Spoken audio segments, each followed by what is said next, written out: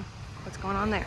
I didn't buy that. He did. I bought the upper deal, but I forgot to buy the injector harness. So he bought that. So I don't know where he got it. So there's a good chance this thing might have the same injector harness as in, look up in that video right up there. We got Dean's truck here, 2006. Was driving from Arizona to where? To here, coming right here.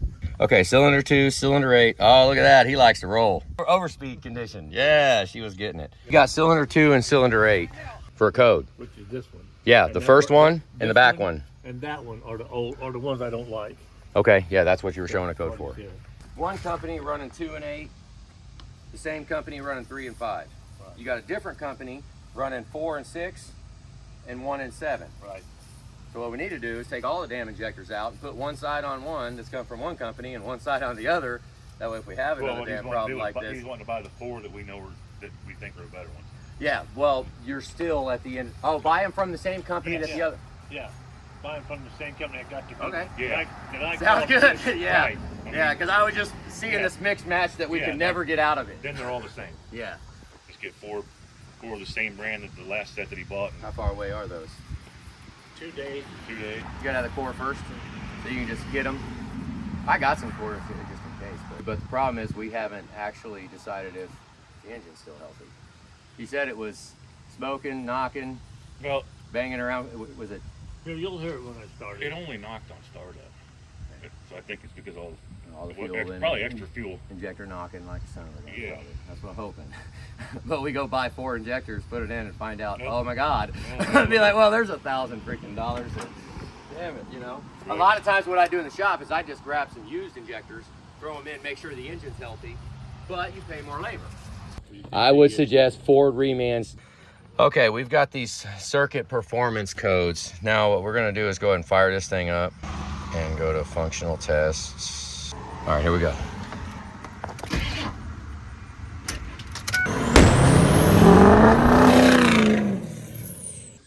What's up, fellas? Welcome back to the channel. It's another new day. We're gonna go ahead and look at this 06 of Dean's a little bit closer, because when I looked at it yesterday, Dean was here, and I didn't actually look at the fuel trims. I just pulled the codes and then we didn't even fire it up because I started it to move it right here where I'm at right now. And it sounds like a crack tip. I want to look and see if the fuel trim numbers are high. All right, we got to do this real quick because it will hydro lock the cylinders. Come on, come on, come on. Functional test, hurry up, hurry up. Contribution test, continue, continue. Okay, fire and hold. Here we go. Okay, fired up. Let's see what's high, what's low. Those look okay. You see the smoke? You see that? She's cloudy. 002.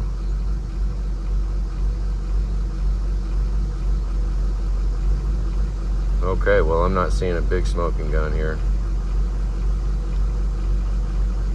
5, 6, 7, 8. 8's holding down -3.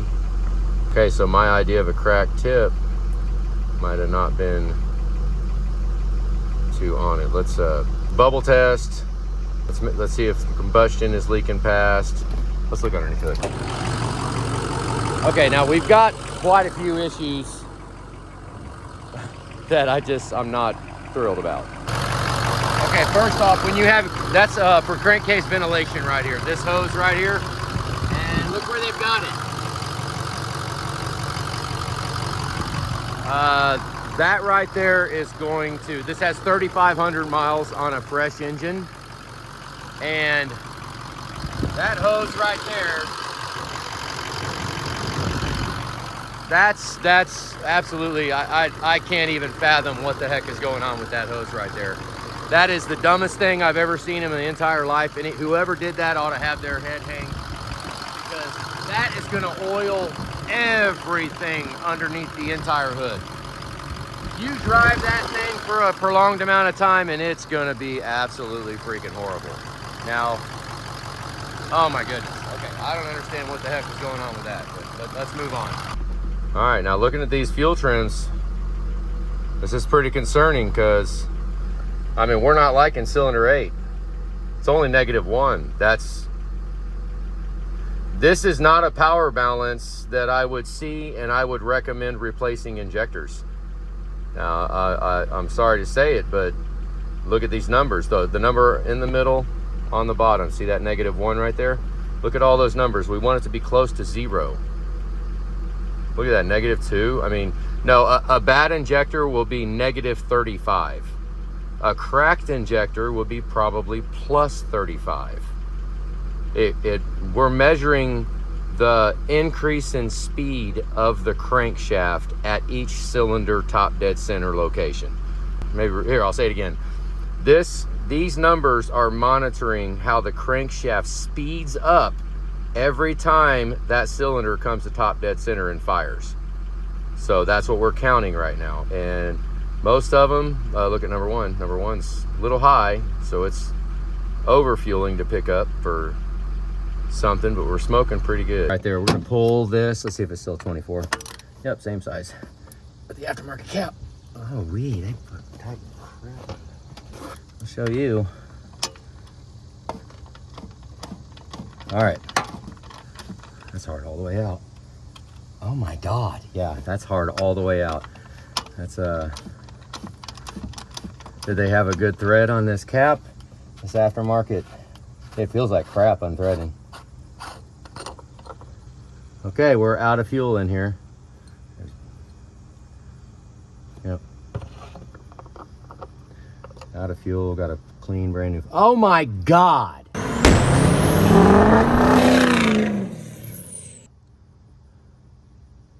Oh my freaking God. Okay. Now this right here, this is sheer freaking ignorance right here.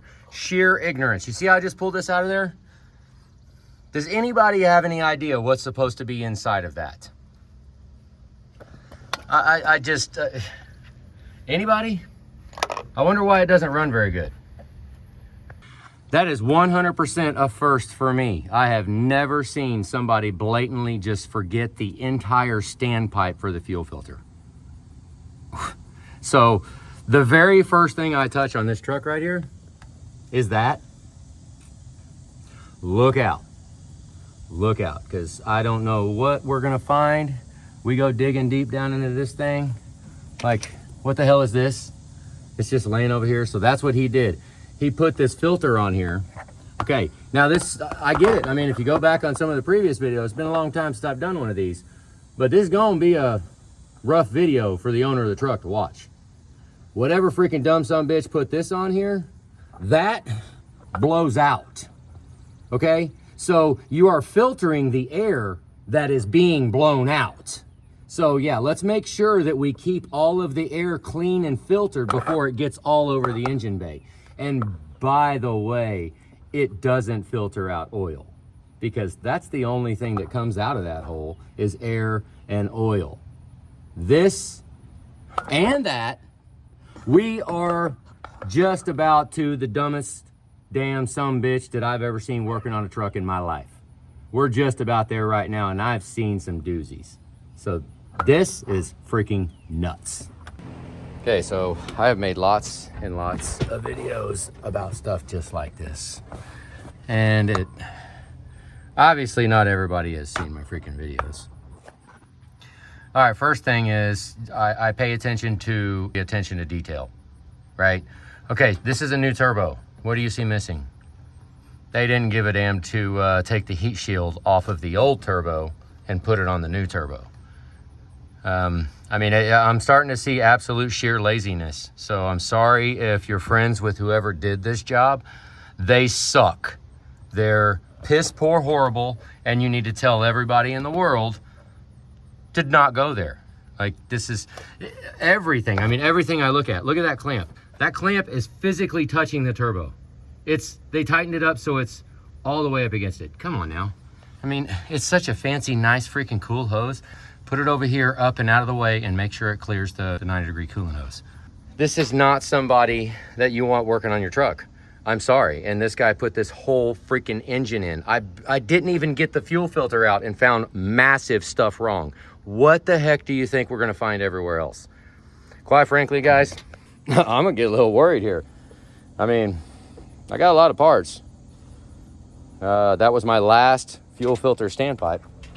I did go to the boneyard. I got one. This is what is supposed to be inside of there. That's freaking idiotic. Okay, I'm gonna get off of the actual crap job that was done to this, and we're gonna start an actual diag. Since all the injectors were kind of firing pretty good, 2 and 8 had codes, the power balance numbers weren't that bad. So where I'm going right now is a bubble test. I mean, they kind of did us a little favor here. Look down in that freaking hole right there as it's happening, as you're bubble testing, you can tell which cylinder head that the bubbles are coming out of. I've made tools for all this stuff, made special stuff. A block off for that, take that fuel line off, and then re-bubble test. That'll tell you if it is or is not this side. Same thing on the other side. A block off for this one. This is the fuel line that goes to the head. So if we're failing a bubble test and combustion is leaking past the injectors on this cylinder head, it's gonna be feeding bubbles through this line right here. And you'll see it way down in there, just barely from that side. Okay, now, I don't really wanna gamble that I can see it like that, so what I resorted to was just physically taking the line off and putting a cap on it. Taking the line off, putting a cap on it. You could just hold your finger over it for all that matters. Just take it off and then hit the starter. I'll show you the remote start wire. It's right over there. We'll do that here in a minute when we get it full of fuel. Just trying to explain everything that we want to do, because if these injectors are not seated all the way down in the bore, or the crush washer has a failure, or there's an internal failure on the injector itself, actually pushing combustion through the nozzle. I just happen to have me a fuel injector right here in the back of the car. Doesn't everybody ride with an injector? Okay, so on the nozzle here, if it is pushing up through the nozzle, then it will feed out through here.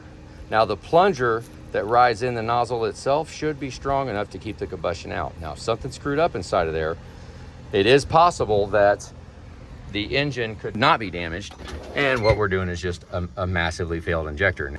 Dean is the owner of this truck. He feels absolutely piss poor about injector 2, injector 8, 3, and 5. Those 4 are a different brand. He wants to get those 4 out of there, but the bummer is they're on both sides, right? I mean, but he wants to put injectors direct. That's the company. We're gonna get injectors from, he wanted to get injectors from them. So I started talking and thinking about it and basically talking more about it. Where you want to warranty them from? Like right now, if you got injectors that you need a warranty, you're going to take your truck apart, ship them out 2 days, sit there and wait with injectors out, or you're going to go to the dealer and grab some freaking injectors right then. Well, my goal, my idea would be to go to the dealer. Just buy them from the dealer. They're not any cheaper. You guys are buying all these injectors from online companies, and if you just checked Ford, you're actually paying more for the aftermarkets than for Ford. Nobody's gonna build them better than Ford. No, I don't care, warranty, any of them freaking companies, I don't care about none of them. I had bad injectors from every single company out there, including Ford. The only difference was Ford took an engine, cracked injector, they paid for the engine. There's video on that, right up there. Hopefully I'll go find it. I mean, this Yahoo, Tom, Dick, and Harry company that we got injectors from that are in here right now, they ain't gonna give a damn. They'll give you an injector, maybe. But if you say that injector nozzle cracked off, if the nozzle broke off and it's down inside bouncing around the engine and you got 3,500 miles on a fresh engine and you bought the injectors from a different company than you bought the engine from, yeah, you're gonna be in a world of freaking hurt, because they're gonna tell you to, they're not gonna give you anything. And I have seen that a couple times. Okay, I'm censoring myself here. Because this is stupid. Okay, everything. Every single thing he touched had no business touching this freaking truck. I'm sorry, that little clip right there clips on the battery tray down here on the bottom. Try to unfish this out. This is the remote wire that goes straight down to the battery. Wow, it's thin too. Okay, so the remote start wire connects to that plug right there. That plug, yep. And the end of it, I done lost it. Where'd it go? Laying around here somewhere. Okay, right here. That's the end. Okay, now what you do is you're just gonna hit that right to the stud. Just doom, and it'll crank the engine over. And what we're gonna look for here are bubbles coming out, which will be an indication that combustion is leaking, obviously past the injector, into the fuel system, starving all the injectors. Make sure we got everything clear. You ready? Here we go. Okay, if it comes from the top right of the screen, it's driver's side. Bottom left in that little bitty hole down there. It's gonna be hard to see. First, we just want to see if we even have. Ready? Here we go. Oh yeah, all day long. Boom, boom, boom, boom, boom. I could have called that a long time ago. There should be absolutely no bubbles coming out of there. Nothing at all. Use the 17 as the backup wrench and 11/16 as the actual wrench. Look at that, it drained it all down. So we'll start with disconnecting the passenger side. Service procedure would be to put a balloon over this and then crank the engine and see if it blows it up. What I might want to do is just actually put my finger on it, feel it, and hit the remote start wire. I hope I don't chew my finger up. Ready?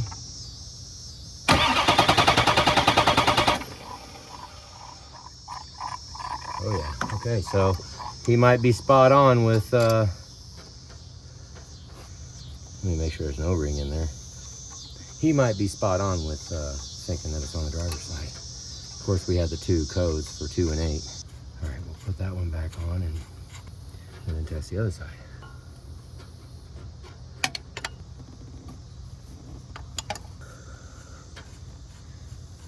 Let's get this air filter out of the way. We have all kinds of more room. All right, we're gonna do this and just go ahead and I got this one plugged with my finger. Heck with it. Okay, go ahead, key on for a quick minute. Good. Yeah, you want to hit it? Okay, now this is just testing the passenger side cylinder head. The driver's side is not hooked up. We want no bubbles. Hit it. Good. These batteries are kind of seeming to get a little low. I don't want to run them down too low, and that was 0 bubbles at all. A lot of times the second hit that you do, go ahead and do it one more time, will push bubbles through it. All right. Oh, you can hear it coming out of the other side over there. I got it disconnected. Okay, so this pretty much confirms that the driver's side is bad, but we're gonna flip the lines over and double check anyways. I didn't drain the whole tank. So let's tighten this one up. Now we'll hit this one. We'll see if I can get my finger over this one without losing that fuel. Okay, nuts off. I'm just gonna cock it to the side and put my finger on it. Okay. Can you fill it back up? Nope. It is good. Let me hold it. All right, now we are going to bubble test the driver's side injectors. Passenger side is physically unhooked. Ready? Yep, hit it.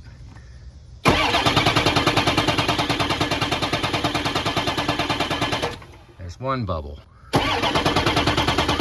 Oh. Okay, stop. That is odd. I'm gonna put my finger. I'm gonna go ahead and close this back up. Let's see if here. I'm gonna go ahead and put this back on. I spilled a little, not much. Oh, I got some on the belt. I need to. Count? Yeah. Don't leave that fuel on the belt. Let's not do that. Let's make sure that's tight and snug this one up. All right. All right, now we'll go ahead and hit it again. Like I said, battery charger. Oh, well, dang it. Right when I hit the button, I was about to get the battery charger. See, I told you a couple of the hits will build up enough to push it all past. And that's what just happened. I hit the button, it bubbled this freaking butt off. Now that it's a free channel, it'll probably just go. Here we go. Yeah.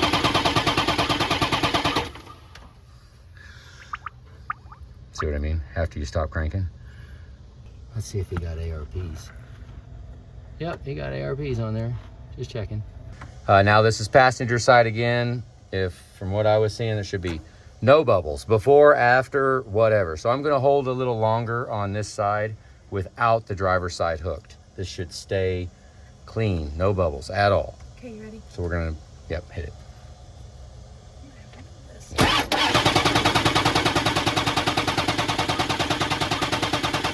Okay. Batteries are getting a little bit low. We've got a jump box on it right now. All right, hit it again. Remember, we're still hooked, passenger side. Oh, okay. All right. You can hear it coming out over there. Oh, the hose is disconnected. This is just kind of a double verify type of thing, right? I want to make sure that we're not worrying about the passenger side. Because while I'm taking things apart over here, I could go ahead and bang stuff apart over there if I have to. But like I told them, that's, you know, you don't take anything off to do the driver's side that you take off to do the passenger side. So there is no, while you're in there on this side, go ahead and do some on that. It doesn't work like that. It's the same thing as if we're not doing any injectors to come over there and do that side. So let's see if I can put this back. You ready? Here we go. Get on there. Okay. Don't lose too much. Want me to pop a little in it? Not yet. Just go over there and hit the remote start wire. I'm plugging the passenger side. This is testing driver's side, combustion gas leaking into the fuel system.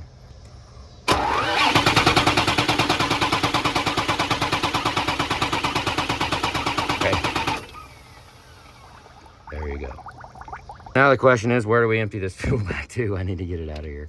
Look at it, it's leaking down. So what I'm concerned with down there, on that hole down there where this fuel regulator is, I would just about bet if he forgot the standpipe, what do you think the odds are he got the spring and the ferrule and the rubber grommet and everything in right? We'll check fuel pressure. I got the gauge right inside. We just take this plug out.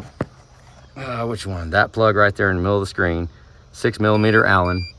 Just take that out and put a gauge on it, and we'll see what kind of pressure we get. Pull about 20 cc's out of it. Put it where? Put it back in the tank. Shit. For real? Yeah, might as well. Where else are we gonna put it? Should put it back in the tank. When it comes off, hold the bottle like this so it doesn't pour all the crap out. It looks like we've had a white pipe leak sometime in the past. Hopefully not right freaking now. All right, let's get this clamp off of here. Whoa, whoa, whoa, don't fly away, don't fly away. There you go. I don't like to leave the clamps on the hoses. Very, very common. Let's see if he's got struck by the very commonness of this hose right here that connects to the coolant white pipe. This one loves to rub back here on the fickum. There's your rub mark. Yep. Yeah, it's predictable, so predictable.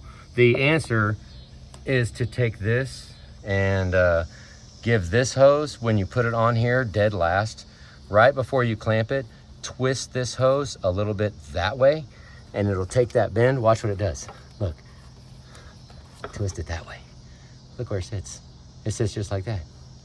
Wouldn't that make sense? Oh, that'd be cool. Yeah, I would like the hose to sit somewhere away from that fickum, not like that, which is how it was. Thing off of here.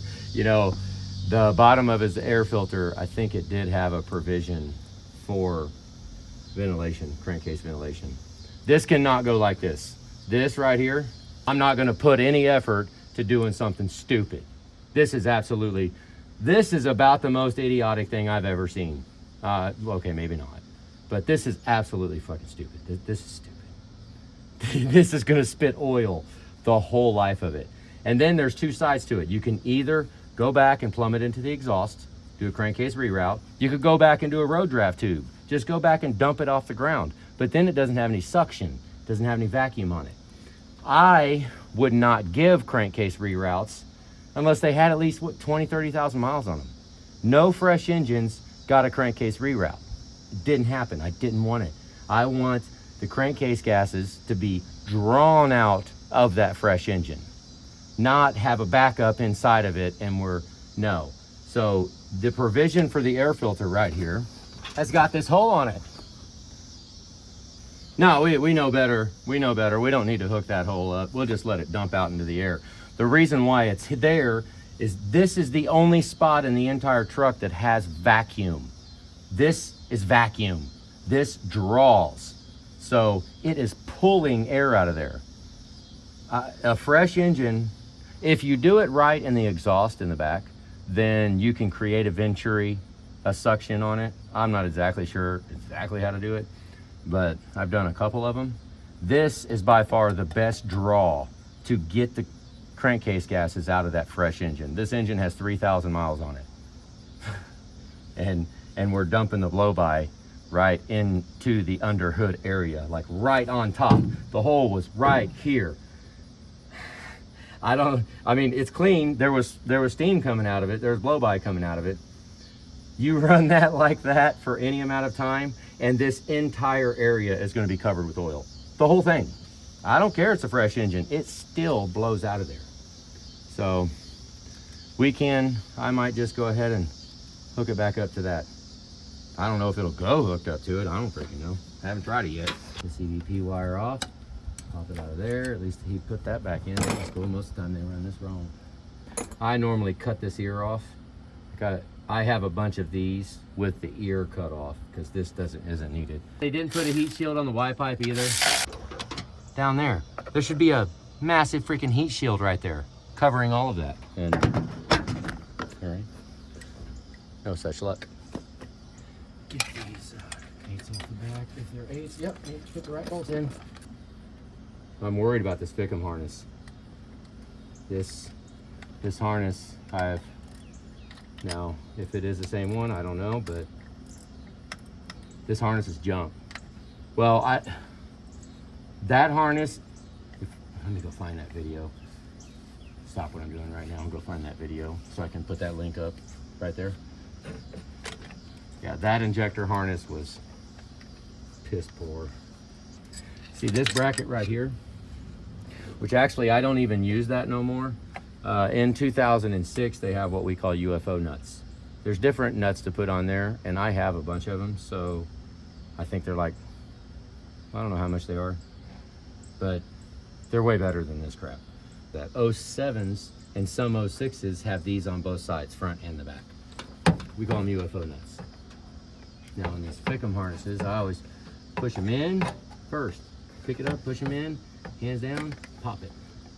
Wiggle it around. Just like that. No dielectric on it. Oh, okay. So that, I mean, I would expect nothing else.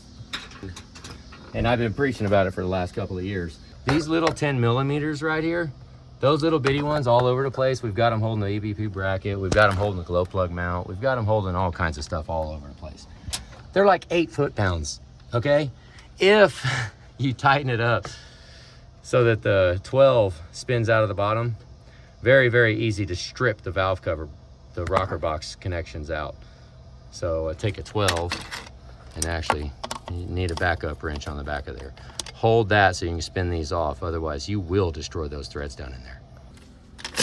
Oh, that was so tight too. Let's see. Oh, that one came off. Just pay attention. If it spins the 12 on the bottom, then don't leave it. Spin that off and get this one out of the way. Let me get a bungee to hold those wires up. Oh, there's no heat shield to hold it to though. Bastards. It's completely off the valve cover. It's not really tweaked too much. Come on, baby. Come on. Oh, I got a little bit. Let's see if it's tight. Nope. Just spin it off a little bit. I mean, if you're paying attention, you won't forget that because, you know, you need the EVP sensor. That's freaking horrible right there. Look at that brake line. It should not do that. Jesus. Give me a backup, or I can just walk it. Oh yeah, that was way loose. I'm surprised this valve cover probably was leaking. That back bolt was not even tight. I don't know if you can see it from there, but oh, and the tin was tight though. Boy, they had that tin cinched down. Not so much on the valve cover. Let's see on this one. Nope, that one's not either. Not tight at all. Which, what that means is that we very easily could be looking at, oh my God. Oh, feel how tight that is? Look at this. Oh, seriously? Oh, I just dropped the tin on top of the transmission. That's a freaking drag. Can't believe I did that. I think I got more than one, I guess.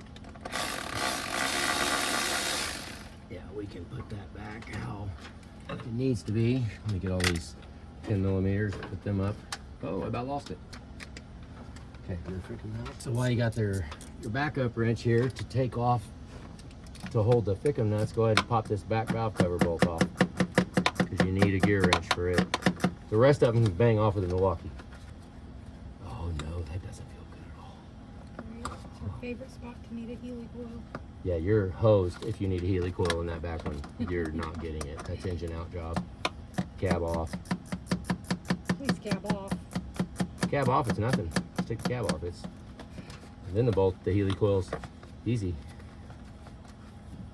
See if there's gouges on that on those threads. Got a little glow plug tool here. It doesn't work very good, but It works like 40% of the time. on fresh glow plugs, it might get them out though. Oh, really? Okay, well, put a bolt on the oil dipstick, okay? There, a 10 millimeter goes on there. Wiggle it back and forth, up and down. Oh, goodness. Oh, hooey, oh, yes. I don't know if either one of them are going to be any better. For being fresh. Oh, there you go. Okay, got it out, did not break it. Check it out. This will be another bad thing too. We pull this out of here and this glow plug is not all the way here. Oh boy. Why don't I get a stronger magnet?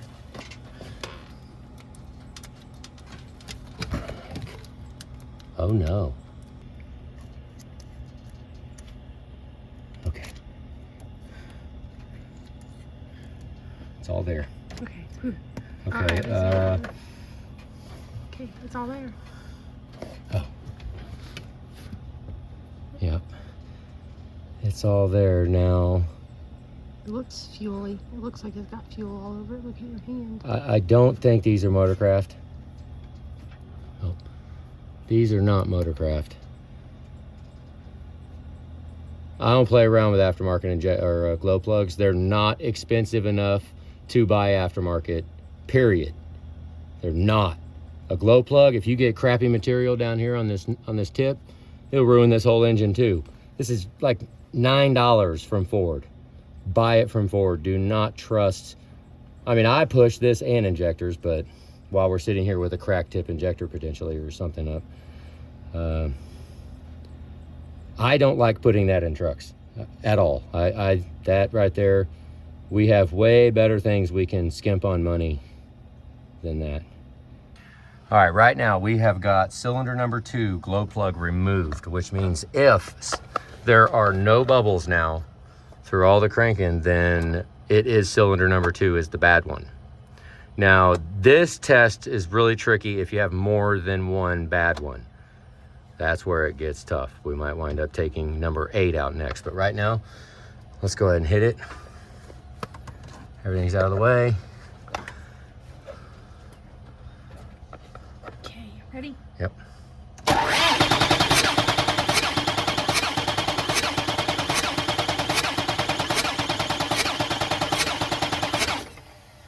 Oh, was that a bubble at the end? Mm-hmm.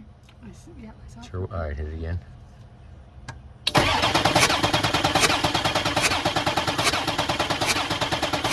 You little bastard. Okay, now let's put the glow plug back in. The tips of these glow plugs on Ford ones are magnetic. This is not. I've had aftermarket glow plugs where a customer come in, just put all new glow plugs in. They got like 6 codes for bad glow plugs. Plenty of times. It's not worth it to put anything aftermarket on these freaking glow plugs. 14 foot-pounds, all it needs. If the bubbles get excessively more, then number 2 is the main failure. But after having those 2 bubbles, then I think we're looking at 2 of them. I want no bubbles coming out of there, period, when it's cranking. Ready? Yep.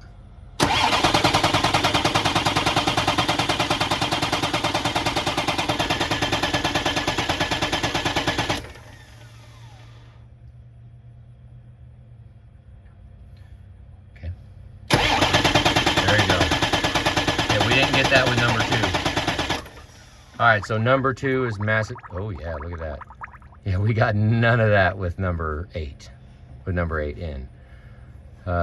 He wants to get 8 out of there, but what they actually say, all right, if you want to actually talk about service procedures and operations need, all these injectors on this side, on this bank, If this was a Ford warranty issue, something like that, and combustion gas went through it all, Ford calls to replace all the injectors on that bank.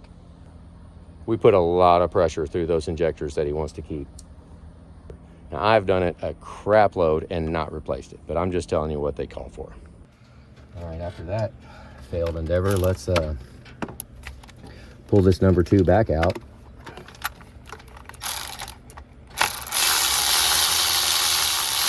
And now I'll try to pull number 8 out.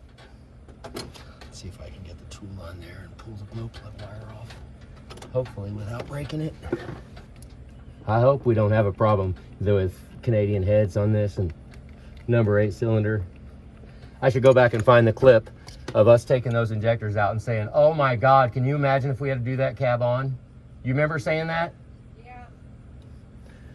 Yeah, well, we might be in a situation where those were Canadian cylinder heads and they did not line up. The valves are not in the right place. They're not. They're all screwed up. They rub on the injectors.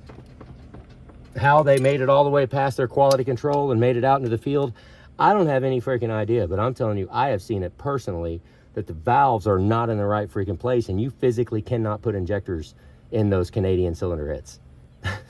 I mean, you can mess around with it, you can cuss and scream, you can drag it across the injector, but no, those are freaking junk. Number 2. Oh, this grabber's broke.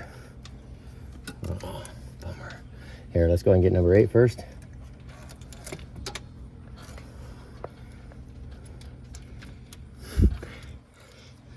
Okay. Yeah, I dropped the number 8 glow plug. It fell in the grass. Julie's climbing under the truck. You know what? If these freaking glow plugs were magnetic like they're supposed to be, then I wouldn't have freaking dropped it. So, Ready? okay, we have got number 8 and number 2. There's no glow plugs in those 2. Let her eat. All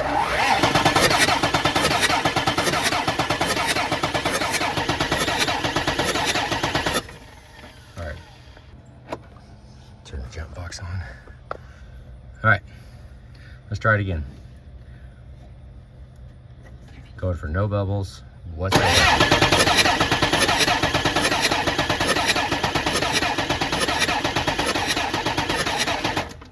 Is that on? Mm-hmm. The jump box? Mm-hmm. We really need 2 of them though, huh? Yep, hit it again.